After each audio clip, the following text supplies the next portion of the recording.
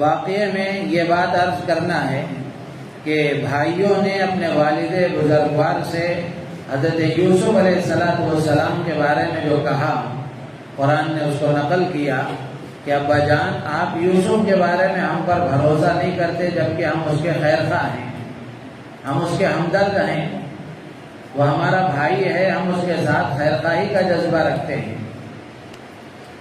یہاں حضرات مفسرین نے ایک اہم نقطہ اور بڑی اہم بات ذکر کی ہے، وہ یہ کہ ہر گمراہ کرنے والا خیر خواہ کے روپ میں آتا ہے۔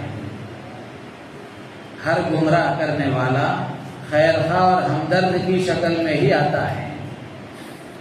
تکلیف پہنچانے والا، نقصان پہنچانے والا خیر خواہ کی روح میں ہی آتا ہے۔ شیطان بھی حضرت آدم و حوا کے پاس خیر خواہی کی شکل میں گیا تھا۔ قرآن نے نقل کیا ہے کہ شیطان نے حضرت آدم و حوا علیہ السلام سے کہا تھا کہ انی لکما لمن الناصحین، کہ میں تم دونوں کا بڑا خیر خواہ ہوں، بڑا ہمدرد ہوں۔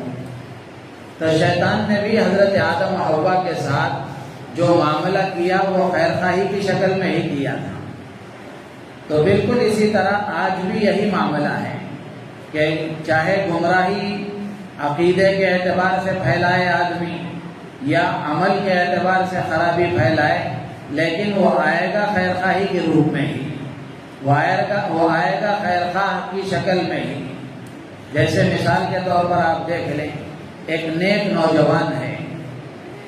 اگر اس کو چند دوست کسی برائی کی طرف لے جانا چاہیں، اس کو خراب کرنا چاہیں، تو اس کا طریقہ یہ ہوتا ہے کہ پہلے وہ اس کے خیر خواہ بنتے ہیں،